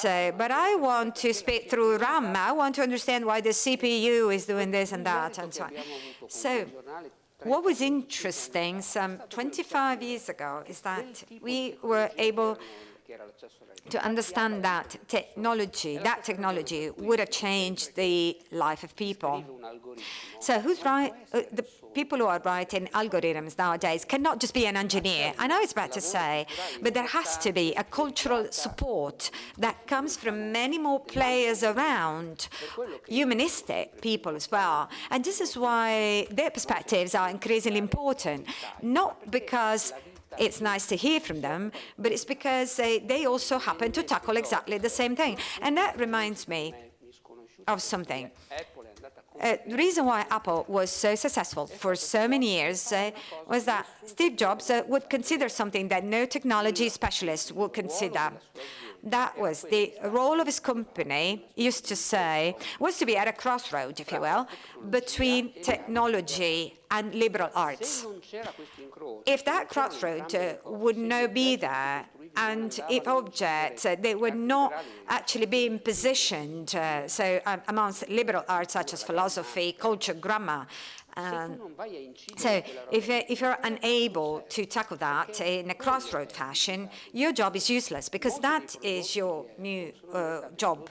Many of Apple products have become gigantic, mighty from an innovation viewpoint, because they were actually meeting cultural need of users, of those users. And this was very true for him back in those years, who came up with this idea in the first place, but it's still very relevant for people dealing with technologies. And it is no longer possible to take technology as a mere technology per se, because that's no longer the case. We are now at a turning point because we want to talk about artificial intelligence or machine learning? For me, it's machine learning. Okay. AI is very broad, has a long history of machine learning. It's fairly specific. It's okay. And so what, in your opinion, machine learning is changing? Why it is? Yeah, we know that it's different, and it is changing a lot, and it will change a lot. But why? Okay, so I think well, I'm not going to disagree with Luca, but a little bit, I guess. So Luca began by saying that don't be suspicious of any statement that says this changes everything. And yes, of course, he is completely right. Nevertheless, machine learning, I think, changes something really significant, and not simply in the technical world, but in how we understand ourselves in our world. So I also want to agree with you, Stefano. I'm just an agreeable fellow. I think it's a really important point to remind us how in our everyday life we act as if we know stuff, but we don't. We don't. You scratch our surface and we don't know how the thing works or what to do. But there's still, and that's certainly the case with much of machine learning, or the sort of machine learning that I think is going to be the prototype for how we understand ourselves in our world. But there's a real difference. Because there's a scientist and writer named Michael Nielsen who, when the Higgs boson was discovered, pointed out that there is no one person who understands the entire Large Hadron Collider. It's just too big a project. So if you find a nuclear physicist, she or he may not know the engineering details of how you build this thing, and may not know exactly what that thing there does. There's no one person who understands the entire project. But it doesn't matter. It matters in some ways, but it doesn't matter in terms of our idea of knowledge, because whether it's a car that's not going or the Large Hadron Collider, even if I don't know how it works, I am confident that there is somebody who knows how each detail of the collider works, and certainly people know how to start a car that can't be started, or a copier. That's how science is. Yes, that we can interrogate these machines. There is somebody who can interrogate these machines and get an answer, but that's not the case with the most interesting forms of machine learning. So it's good. How many of you need sort of a refresher, very high level of how machine learning works? Yeah. Okay, I'm going to give it to you anyway. When I get it wrong, you can let me know. So regular programming works the way that knowledge has worked in the West forever, which is because it's a very complicated world, we do, I think it was Massimo who said this, or maybe it was you, maybe it was both, that our fundamental strategy has been to, oh, no, it was Joy. Yeah. Okay, we find abstractions. Someone. Right? Someone on the stage. And so we do that when we're programming a computer. So traditionally, we make a model, a conceptual model of the domain. So if we're trying to write a program that will predict the weather, we figure out what the factors are that affect weather, like humidity and wind speed and temperature and like that. And then we figure out what the relationships are between them. Just as if we are doing a spreadsheet, we model our business and we say, well, what's going to affect the bottom line? Sales, number of salespeople, leads, marketing, expenses. And then we draw lines between them that are the relationships. We figure out the logic. This sort of model building, which we do in traditional computing, we have done throughout our history. It is a way of taking an insanely complex world and reducing it to generalities that hold across multiple particular occasions. Right? Is that, I don't know if I can't, it's clear in my head. Is it clear what I mean? Absolutely. Okay, thank you. Machine learning doesn't work that way. So I'm vastly oversimplifying. Best I can do, I'm not a computer scientist. So with machine learning, you do not tell it what we know about our conceptual model. Instead, we take massive amounts of data and we pour it in. We do not tell it what the data stands for. And we don't tell it what we think the relationships are between the different types of data, which sounds crazy, but that's what we do. And then we let the machine perform insanely complex, sophisticated statistical analyses, looking for correlations among all of these data points. In one case, I mean, this is not atypical. It was 700,000 patient records, each with 500 data points, and you pour them in, and the system begins to figure out probabilistic relationships between some feed in the patient record, and it will tell you, well, looks like you have a 73% chance of developing type 2 diabetes in the next 5 years. And when you ask why, it can't tell you, because it's created this neural network, which is a map of the particulars mapped to other particulars. Sometimes it's all to all, sometimes it's one to many, different architectures, depending on the algorithms. And each of those relationships has a weight or a probability. And so if you ask your doctor, why? I'm not, I don't eat sugar at all, et cetera. I swim or whatever. The doctor could conceivably start taking you through all the data points and say, well, let's start with data point number 1. Now it's connected to 27,000 other data points. The first connection is to this one with a 0.78 probability or weight, and that one connects to another 5 million, literally. Let's start walking through those. And even if you did that, you still wouldn't understand why you are likely to get diabetes. These systems do not start from generalizations. And they do not necessarily yield generalizations. And if they do yield generalizations, they may well be so mathematically complex that we can look at them and not understand why the relationship is there or what it means. Now, there's a lot of, these are black boxes, right? So there's a huge amount of work being done to try to put windows into these black boxes, and there's a lot of progress, but that's not their natural state. They don't think like us. They're mathematical, statistical, probabilistic generators of massive, massive networks. But they work. That's why we use them. They don't always work. They are subject to massive bias as well. And I want to say just a little bit more after that. The bias point's really important because these things are learning from data, and the data represents frequently human biases. Amazon suffered from this, or perpetrated it, I guess, about a year ago when they were using machine learning to sort through job applications. And they trained the system on existing data, and the system learned what we call air quotes to indicate I don't mean learn, but the system did learn that being a woman does not correlate very well with being a senior manager, because that's the bias in the historic data. This is the original sin of machine learning.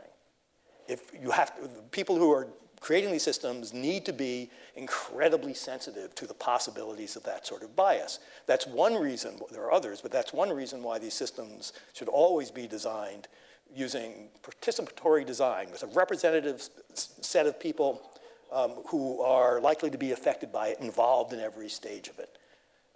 Just as panels, you can think about what we would be talking about, how this conversation might be different if women were on the stage. This is something we need to be doing from the very, very beginning. So these machines don't think like us. They don't naturally, so to speak, come ready to explain themselves to us. In some instances, yeah, we can get good explanations. In many instances, we can't. So almost done. I think what we learn from this, every time a regulator or a concerned citizen says, we don't know how it works. It's a black box. We don't know how it works. In a panicked voice, because humans think that we work by explanations. In fact, as Stefano has pointed out, we actually don't. But we don't know how it works. Within that sentence is a really important phrase. It works. We are being told over and over in the culture, these systems work, but we don't know how. That they work should, may, perhaps, will lead us, even people who are not computer scientists and don't care about neural networks or overfitting or all the other stuff that computer scientists care about here, machine learning developers care about. The general population hearing this over and over and over again may come to the conclusion that these are systems that work because their sort of model, not any particular model, but their sort of model, which doesn't work by generalizations, that connects particulars to particulars and thus is sensitive to cascades of changes and connections that may result in an outcome that isn't caused by a simple explanation, a simple force, but by a million pieces of data connected together probabilistically. If that becomes our model of how the world works, as opposed to the programmatic one where we develop generalizations that we can then deductively apply to particulars, that's a very different world in which many things begin to look different, including how we educate kids, how we think about explanations, the role of explanations. Almost all of our moral philosophies are based upon finding generalizations. Strategies, business strategies, depend upon making bold generalizations about what we think the future holds. If we begin to move away from that model of thinking, a deductive model that starts with big principles and a big model, towards one that says, no, most of what happens because of the interaction of particulars, everything affecting everything all the time, then not everything changes, but our fundamental idea of what it means to be a human being changes. So I'm not sure if that disagrees with Luca. If it does, I'm wrong. But I think that we are at a significant point in our culture, a Copernican point in our culture. Thank you. Stefano, cosa... Stefano, do you agree? Yes. Well, I must say that we have written a bill of law together, and I filed it when I was working in the parliament in the last legislature, and he didn't work for Google on machine learning, so no problem. And these things that he said, and I agree with, have three implications from my point of view, which are paradigmatic changes as compared to what we used to have. First, if I try and use a deterministic algorithm to recognize Valeria's face with a system, I should say, if the ellipse is at a certain relative distance and so on and so forth, but it would be too long. So I take a system, throw in lots of pics of Valeria, the system comes up with the correlations between the dots. It doesn't have the idea of an image or a face. It doesn't even have the idea that there is a big-dimensional surface. He sees a string of points, and by simply finding the correlations, the next time I throw in a pic of Valeria, I say, this is Valeria, and he says yes or no with a certain level of confidence. So This type of thing changes things. So moving from a deterministic to a probabilistic algorithm changes the type of problems that we can face. Facing the recognition of Valeria's face was not doable, now it is. And the problems relating to perception, classification, and prediction on a statistical basis, we couldn't do them before, now we can. And this is a huge change. I told you about the square root and the calculator, Excel. Now we have instruments allowing us to perceive, classify, and predict. And up until the day these instruments were not there, calculating the square root was a sign of human intelligence, and preparing a budget the same. And the same holds true for those who were able to classify. So when we ask machines to do this, they, work on quantity and speed. In Italy, there used to be 90,000 tags of people who had been already reported to the police. With all of the personal details. Now, all of this has been digitalized. Maybe 50,000. Anyway, all of this has become digital and has been put into a system that initially said, okay, let's do it for 100,000 pictures. It made sense. And then we said, let's add one more co-processor and hard disk, and let's do an extension up to 10 million. Now we have 9 million such pictures on record in Italy. So, thanks to machine learning, we've tackled a different type of problem. So what changes is the nature of the problem. This is the first thing. So, it's no longer business as usual. I agree with David. What has changed is the nature of the type of problem that we tackle. We haven't learned this, we haven't understood this, because these types of problems carry with them, precision and recovery. I mean, these machines are probabilistic. I mean, they tell you there's a plausibility of 84% that this is Valeria.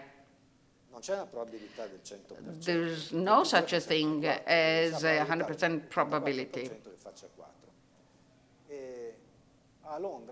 In London, there are vans with cameras taking pictures of bypassers, and this is matched with a database of suspect terrorists. And they do catch some of them.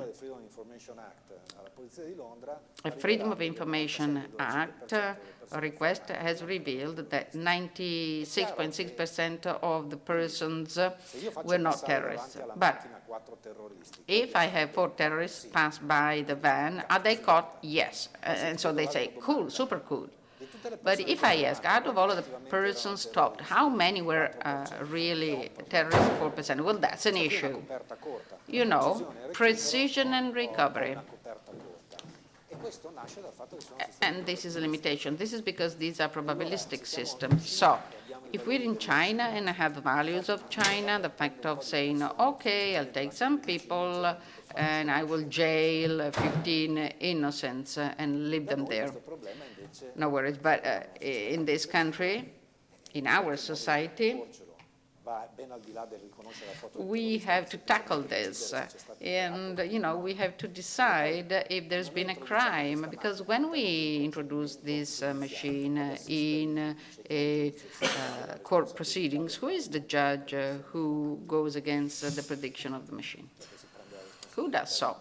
Who takes the responsibility of saying, like, if we do that in a hospital and the machine says, hey, you will die because of this in a short time frame, what do? Are you going to say, no, this is not true? If you're wrong, you may say, well, the machine said so, and the other way around.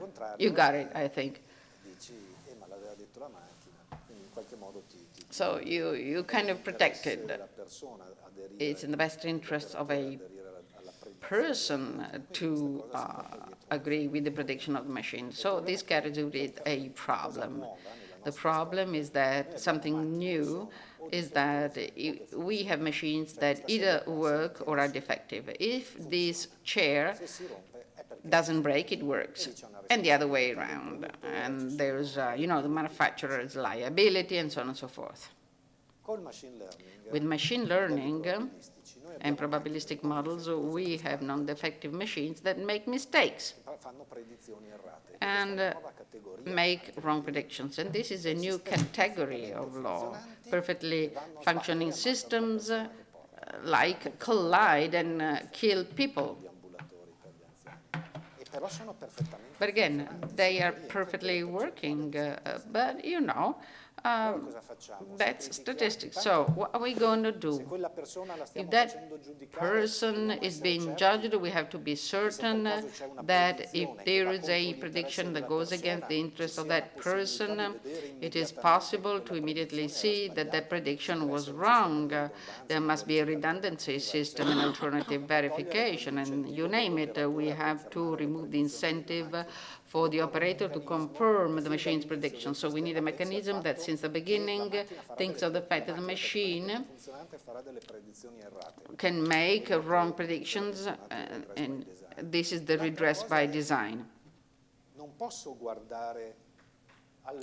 And I cannot say that, like, if the car saves 10,000 lives, let's say that with a self-driving car, I save 9,900. That's a big step ahead for mankind. This is what David wrote in an article. But those people who die, well, you can sue the company because your grandma was killed. And the company is liable because it knows that it has marketed a car that would cause 100 casualties in 10,000 people. So we need a different regulatory or judicial framework. This is not new, but we already have this for drugs. There are, mechanisms to control marketing, testing, and benchmarking, and statistical surveys, and process controls, manufacturing controls. So introducing this is not going to be a child's play. We will start understanding that we need more institutions for controls, but these three things, different type of applications with problems of scale and speed, and then the problem of redress by design. And the fact of considering the overall effects rather than those connected to individual elements, these are three new things that in the previous algorithms we didn't have. Giorgio, Musso. Giorgio, because these are topics that you often deal with also for your business. You do work as a Center for Innovation in Liguria. I believe we all agree on these principles. But there's something interesting there, and there's a question springing up my mind. Because AI fields will increasingly be more and more in numbers, so is everybody very much called in and understand how these systems are working or will work in the future? Well, the answer is yes. And if you consider the impact of AI, and then I will be more accurate on that in a moment. So I'd rather say automation. So the way automation has impacted everybody's life. Of course, it is also, there's a social impact, sociological impact, and so on. I don't very much agree on people making forecasts and predicting. So I do read a lot saying that in 3 years' time, this will be the case. In 10 years' time, this is going to happen. And AI is right there around the corner, and our lives will be entirely revolutionized. Well, I'd love to draw your attention onto examples of revolutionized lives, which is not due to AI, home banking, for instance. So we're no longer walking to a branch. We do everything from home. We do not need a personal contact with the bank clerk. And the system is not smart at all. It's just an online connection that has become increasingly more efficient. If we take the motorway, we need to pay. There's no longer a man bringing the money. There's just works on a card, and this is an example of automation. So there's plenty of that, of course, that I can mention. Now, of course,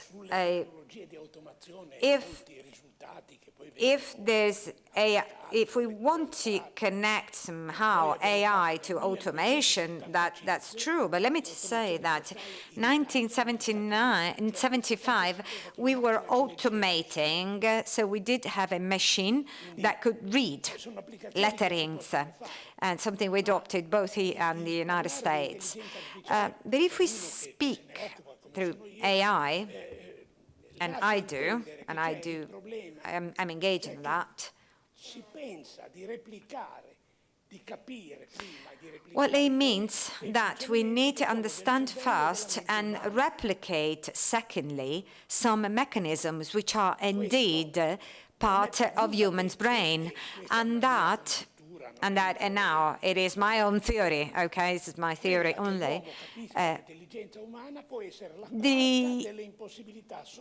Perhaps understanding human brain it will be impossible. One of the 4 impossible things that we have reported over the last century or so. First of all, Heisenberg indetermination. So it is impossible to see the indefinitely small, not because we don't have lenses, but because it's impossible. And that second is the Gödel incompleteness. So we all believe that the arithmetics we studied at school can easily be accomplished. There's nothing more certain than mathematics, and the people say maths is not an opinion, a matter of opinion. Well, be aware that arithmetics has some truth that cannot be demonstrated, or else are false. So.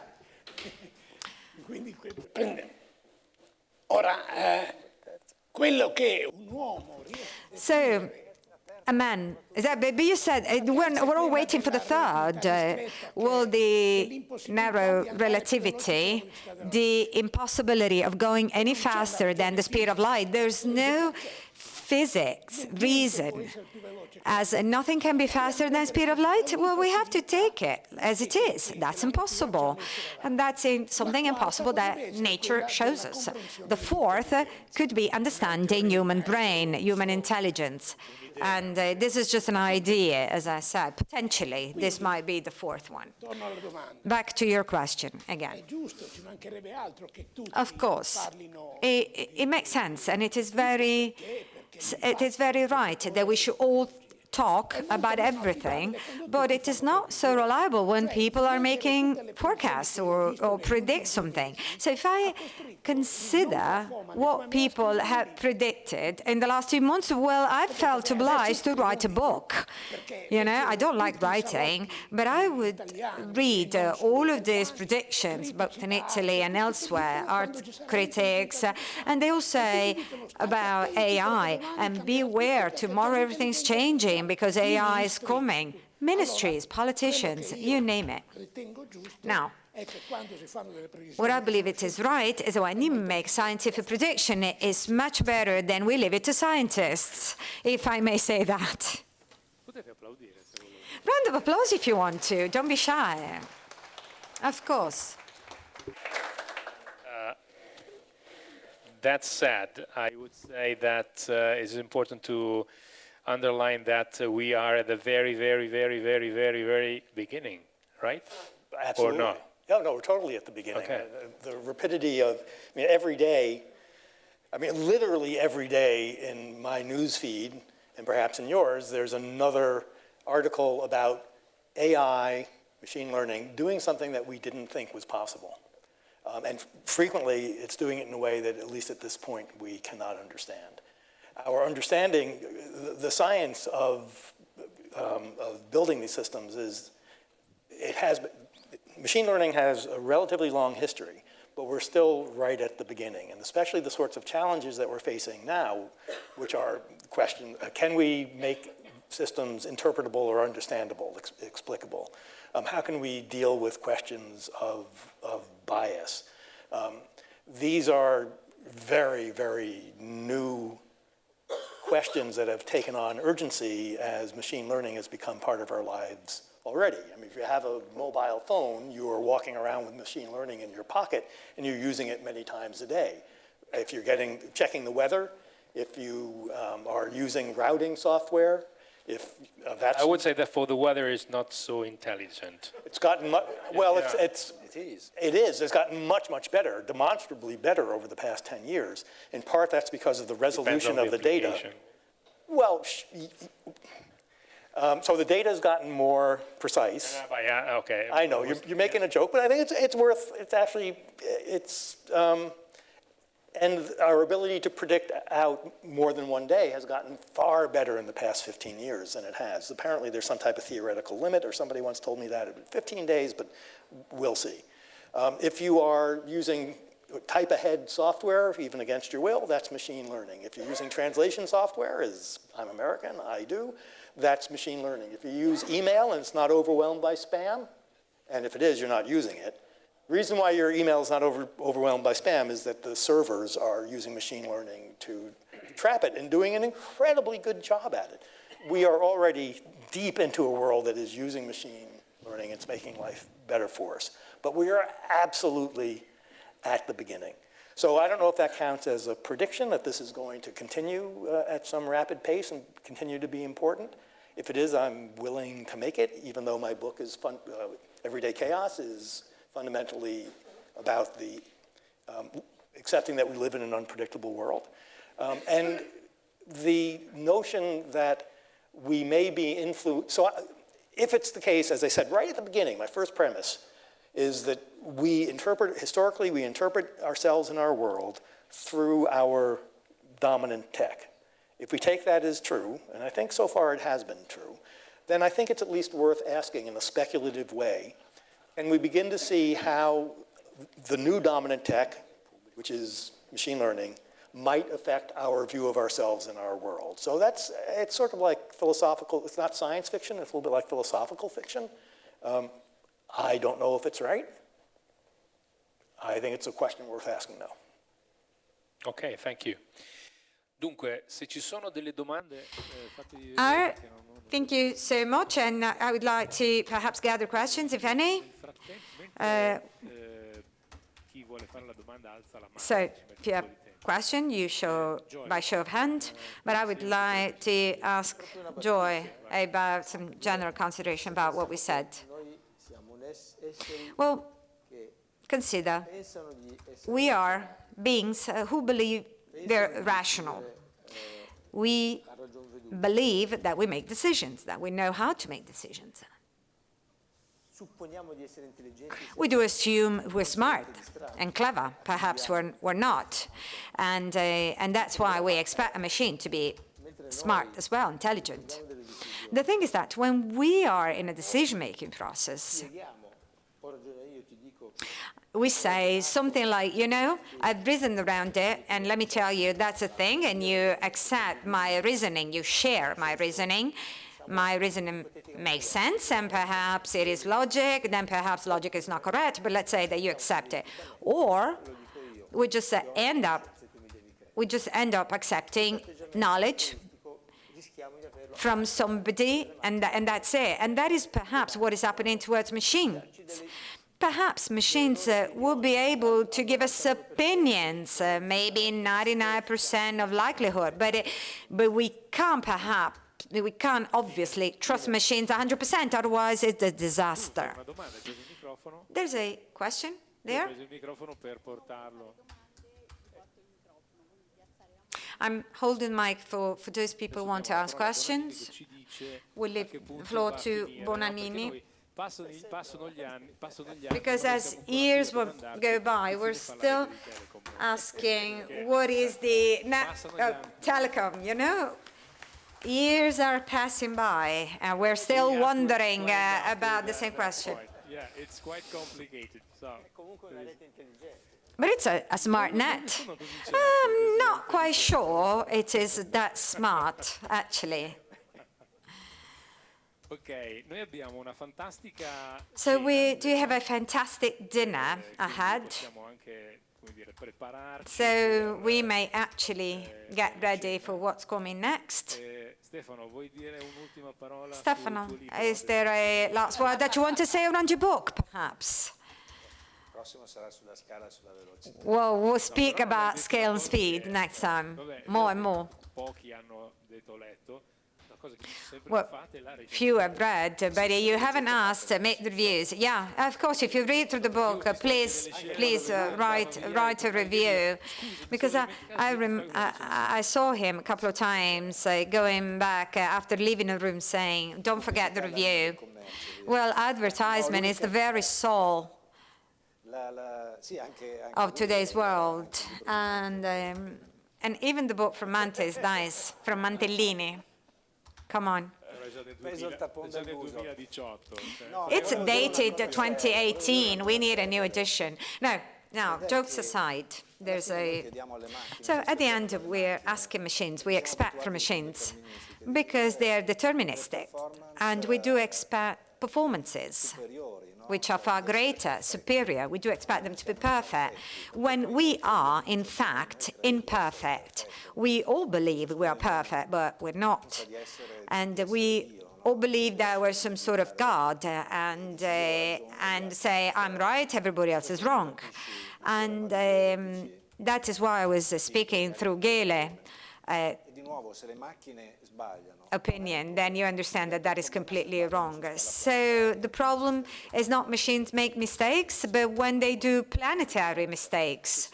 So, and who cares if it's a small environment and a mistake is made by a machine? Of course, if the mistake is made by Google, that everybody's being impacted. So from a regulations viewpoint, of course, I'm pretty sure that the entire regulatory framework will have to change and adapt to what's coming next. We do have fantastic years ahead, I'm pretty sure.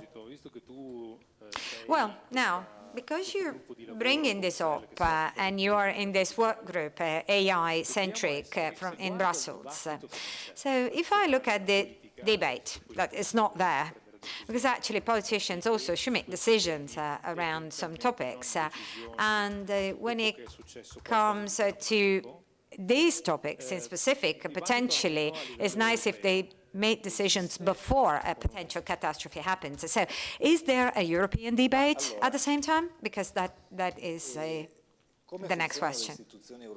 So the way European institutions work, I have to start from that. There's a council. Yeah, there is the Commission tackling that in a nutshell. Well, the president of the Member States Council says, you Commission have to do something. So actually the power is entrusted within the president. Well, yeah, and then of course there can be the initiative from the Commission, but it's quite infrequent actually. Now, the bottom line is that the president of the Council often manage these topics, not so much for sake of a united Europe, but because they want to do some promotional activities for their own country. There's no mandate. Whereas Ursula von der Leyen said that in the first 100 days would definitely tackle the regulations around AI. There are many think tanks, lobbyists at work, let me say, and there's also this specialist group that have been thoroughly wanted by the prior political party, and we produced some code of ethics and policies recommendations, which we obviously hope that the next Commission will take into account and will incorporate, because we did work a lot, so there's a lot being done the mandate from government is not that strong, so it's not easy to put all of these pieces of the puzzle together. But there's a strong willingness from current president. We'll see what's going to happen. Is your work finished? No. No, mandate is 2 years. We have produced 2 deliverables to date, and we're now working on the assessment list, because we said that this is what we believe should be done, and we're asking consumers association, companies, and so on. And then we'll provide some vertical recommendations. We do have some 10 months ahead of work around these topics. Very good. So, Joy, do you want to tell us what's going to happen in the next few minutes? Well, I honestly don't know.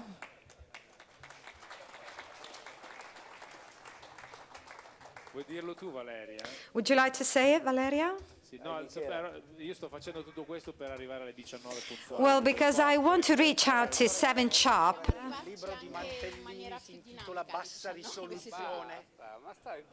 Il libro di Mantellini si intitola So Bassa the book from Mantellini is entitled Low Resolution, Bassa Risoluzione.